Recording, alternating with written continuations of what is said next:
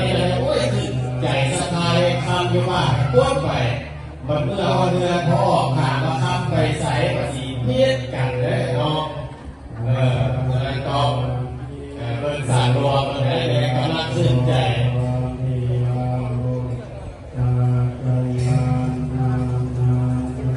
โอ้คำหลายที่มันโมเดล30 บาทได้อีกสังเกตหรือว่าหลายได้อีกหลายโมเดลก็11 กิโลคุณบอดี้โอ้ศรัทธาตลาดศรัทธาลูกหลานเนี่ยโยมทุกคนทุกท่านขออนุโมทนาบุญงานเด้อที่สร้อยยักษ์แหวนยักษ์สายคอเอาเป็นเฉพาะเป็นโลหะเป็นเพชรเป็นพลอยเองว่าได้เนาะเป็นเพชรเป็นพลอยเราให้มาถวายนั่นแหละจากนี้จากว่าอะไรเป็นสิมาประดับผ้าให้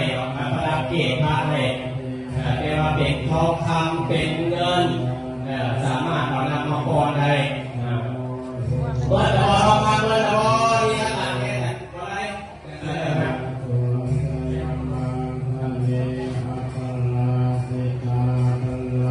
เมื่อเราเอายอมมือสามตัวเด้อในศาลาสามตัวเด้อยอมมือตั้งจิตอธิษฐานในตอนที่กำลังทอดทองคำลงเบาเพื่อรอหลอกยอดเกศขอโอ้พระพุทธรูป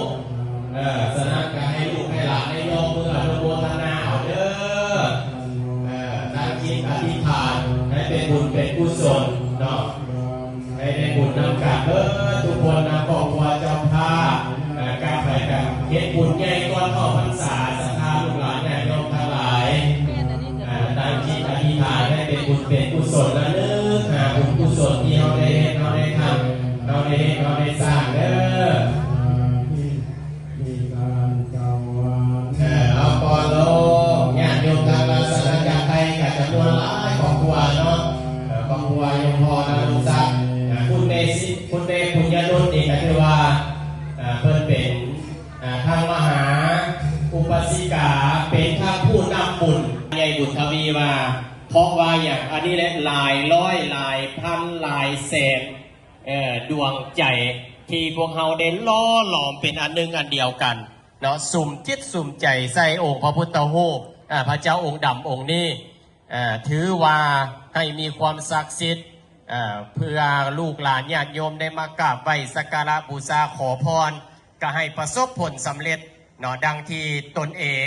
ได้อธิษฐานเนาะดังที่ตนเองได้ปรารถนาฉะนั้นแล้วหลายคนก็ตั้งใจมาไกลก็พากันเดินทางมาร่วมยอมืออนุโมทนานำถือว่าเป็นบุญที่ยิ่งใหญ่ที่สุดอีกวาระหนึ่งของเมืองนาไซทองเฮาได้ลูกหลานญาติโยมทั้งหลาย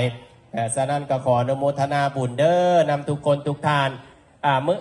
ในการมาใส่บาตรผู้ใดอยู่สะดวกกับมาใส่บาตรน้ำเพลินผู้ใด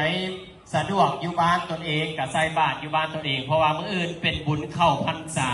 เด้อศรัทธาลูกหลานญาติโยมฉะนั้นผู้ใดสะดวกทางใดหรือเดินทางมาแต่ไกลสะดวกอยากจะห่วมใส่บาตรญาติน้ำไหว้พระสูตรมนต์นำพาจารย์ลิ้นพระจารย์กุไลกับอยู่ห่วมน้ำเพลินได้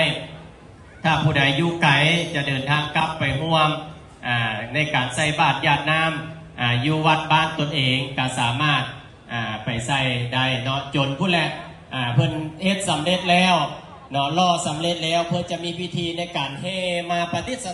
ฉะนั้นตอนนี้ก็มอบให้ทางพระอาจารย์เกศซะมอบให้พระอาจารย์เกศเป็นองค์ดำเนินอโลโปคาวให้แก่ศรัทธาลูกหลานญาติโยมเพราะว่าตอนนี้รถกันหลายออกพร้อมกันบ่ได้ไม่ออกฉะนั้นต้องทยอยออกเด้อเพราะว่าตอนนี้รถติดหลายแห่งเนาะจอดเต็มสองเบื้อง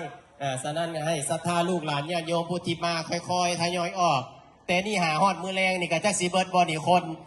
คนมาเป็นหมื่นคนรถนี่ก็สิประมาณอยู่หลายพันคันเดียวไม่ออกเพราะว่าอย่างคันละคน2 คน 3 คนเนี่ยบัดนี้เบิ่งมวลชนเท่านี้โอ้มหาศาลฉะนั้นให้ค่อยไปค่อยมามีสติอะไรเพราะว่าหลายงานนี่รถมา